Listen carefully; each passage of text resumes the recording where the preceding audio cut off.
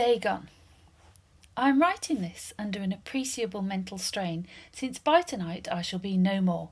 Penniless, and at the end of my supply of the drug which alone makes life endurable, I can bear the torture no longer, and shall cast myself from this garret window into the squalid street below. Do not think from my slavery to morphine that I'm a weakling or a degenerate. When you've read these hastily scrawled pages, you may guess, though never fully realise, why it is that I must have forgetfulness or death. It was in one of the most open and least frequented parts of the broad Pacific that the packet of which I was supercargo fell a victim to the German sea raider.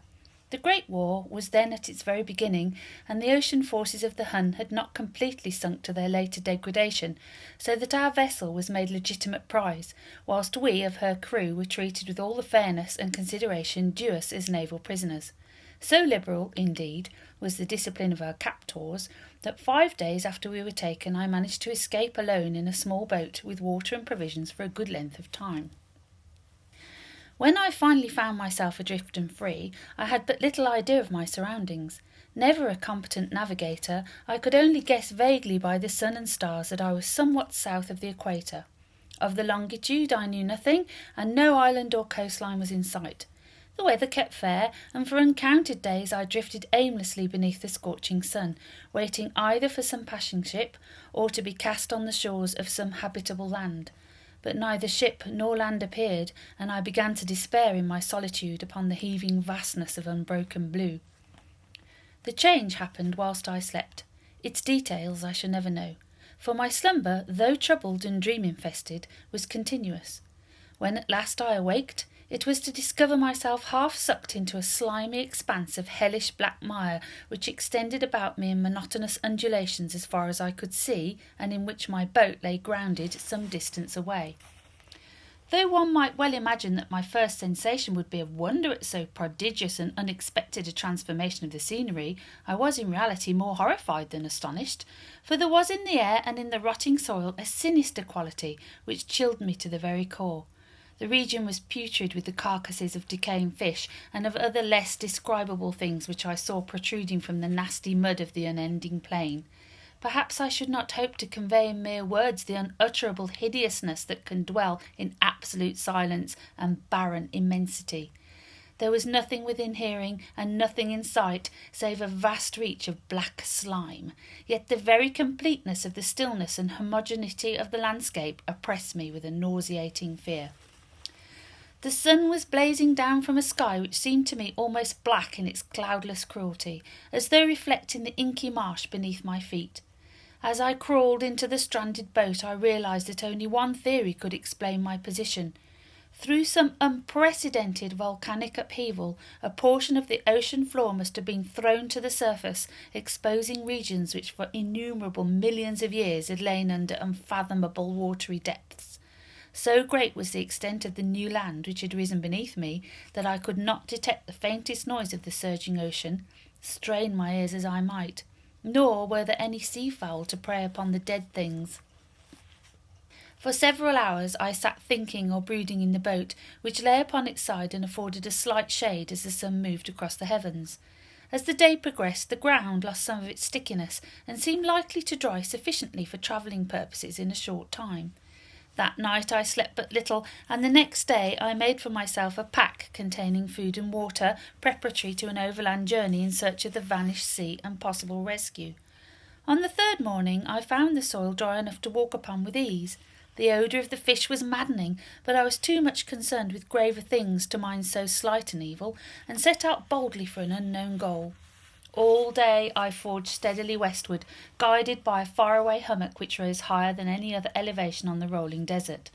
That night I encamped, and on the following day still travelled towards the hummock, though that object seemed scarcely nearer than when I had first espied it.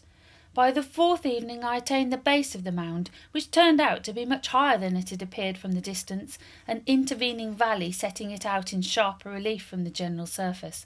Too weary to ascend, I slept in the shadow of the hill. I know not why my dreams were so wild that night, but ere the waning and fantastically gibbous moon had risen far above the eastern plain, I was awake in a cold perspiration, determined to sleep no more. Such visions as I had experienced were too much for me to endure again, and in the glow of the moon I saw how unwise I had been to travel by day. Without the glare of the parching sun, my journey would have cost me less energy. Indeed, I now felt quite able to perform the ascent which had deterred me at sunset. Picking up my pack, I started for the crest of the eminence. I have said that the unbroken monotony of the rolling plain was a source of vague horror to me, but I think my horror was greater when I gained the summit of the mound and looked down the other side into an immeasurable pit or canyon whose black recesses the moon had not yet soared high enough to illuminate. I felt myself on the edge of the world, peering over the rim into a fathomless chaos of eternal night. Through my terror ran curious reminiscences of Paradise Lost and of Satan's hideous climb through the unfashioned realm of darkness. As the moon climbed higher in the sky, I began to see that the slopes of the valley were not quite so perpendicular as I had imagined. Ledges and outcroppings of rock afforded fairly easy footholds for a descent, whilst after a drop of a few hundred feet the declivity became very gradual. Urged on by an impulse which I cannot definitely analyse, I scrambled with difficulty down the rocks and stood on the gentler slope beneath, gazing into the Stygian deeps where no light had yet penetrated. All at once my attention was captured by a vast and singular object on the opposite slope, which rose steeply about 100 yards ahead of me, an object that gleamed whitely in the newly bestowed rays of the ascending moon. That it was merely a gigantic piece of stone I soon assured myself, but I was conscious of a distinct impression that its contour and position were not altogether the work of nature. A closer scrutiny filled me with sensations I cannot express, for despite its enormous magnitude and its position in an abyss which had yawned at the bottom of the sea since the world was young, I perceived beyond a doubt that the strange object was a well-shaped monolith whose massive bulk had known the workmanship and perhaps the worship of living and thinking creatures. Dazed and frightened, yet not without a certain thrill of the scientist's or archaeologist's delight, I examined my surroundings more closely. The moon, now near the zenith, shone weirdly and vividly above the towering steeps that hemmed in the chasm, and revealed the fact that a far-flung body of water flowed at the bottom, winding out of sight in both directions, and almost lapping my feet as I stood on the slope. Across the chasm, the wavelets washed the base of the Cyclopean monolith, on whose surface I could now trace both inscriptions and crude sculptures. The writing was in a system of hieroglyphs unknown to me and unlike anything I'd ever seen in books, consisting for the most part of conventionalised aquatic symbols such as fishes, eels, octopi, crustaceans, molluscs, whales and the like. Several characters obviously represented marine things which are unknown to the modern world, but whose decomposing forms I had observed on the ocean-risen plain. It was the pictorial carving, however, that did most to hold me spellbound. Plainly visible across the intervening water on account of their enormous size were an array of bas-reliefs whose subjects would have excited the envy of Doré. I think that these things were supposed to depict men, at least a certain sort of men, though the creatures were shown disporting like fishes in waters of some marine grotto, or paying homage at some monolith shrine which appeared to be under the waves as well. Of their faces and forms I dare not speak in detail, for the mere remembrance makes me grow faint. Grotesque beyond the imagination of a Poe or a Bulwer, they were damnably human in general outline, despite webbed hands and feet, shockingly wide and flabby lips, glassy, bulging eyes, and other features less pleasant to recall.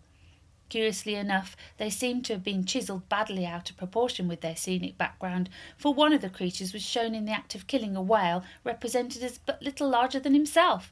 I remarked, as I say, their grotesqueness and strange size, but in a moment decided that they were merely the imaginary gods of some primitive fishing or seafaring tribe, some tribe whose last descendant had perished eras before the first ancestor of the Piltdown or Neanderthal man was born. Awestruck at this unexpected glimpse into a past beyond the conception of the most daring anthropologist, I stood musing whilst the moon cast queer reflections on the silent channel before me. Then suddenly I saw it. With only a slight churning to mark its rise to the surface, the thing slid into view above the dark waters. Vast, Polyphemus-like and loathsome, it darted like a stupendous monster of nightmares to the monolith, about which it flung its gigantic scaly arms, the while it bowed its hideous head and gave vent to certain measured sounds. I think I went mad then. Of my frantic ascent of the slope and cliff, and of my delirious journey back to the stranded boat, I remember little. I believe I sang a great deal, and laughed oddly when I was unable to sing. I have indistinct recollections of a great storm some time after I reached the boat. At any rate, I know that I heard peals of thunder and other tones, which nature utters only in her wildest moods. When I came out of the shadows, I was in a San Francisco hospital, brought thither by the captain of the American ship which had picked up my boat in mid-ocean. In my delirium I had said much, but found that my words had been given scant attention.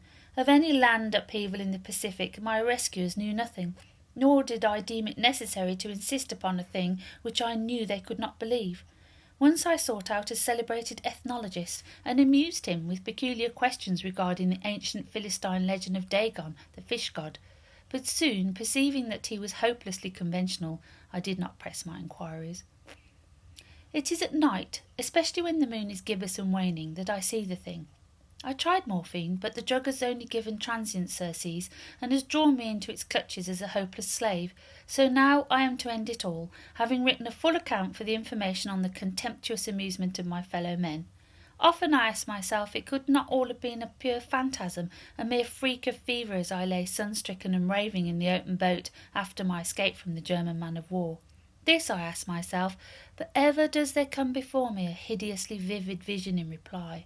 I cannot think of the deep sea without shuddering at the nameless things that may at this very moment be crawling and floundering on its slimy bed, worshipping their ancient stone idols and carving their own detestable likenesses on the submarine obelisks of water-soaked granite. I dream of a day when they may rise above the billows to drag down in their reeking talons the remnants of puny, war-exhausted mankind, of a day when the land shall sink and the dark ocean floor shall ascend amidst universal pandemonium. The end is near. I hear a noise at the door, as of some immense, slippery body lumbering against it. It shall find me. God, that hand! The window! The window!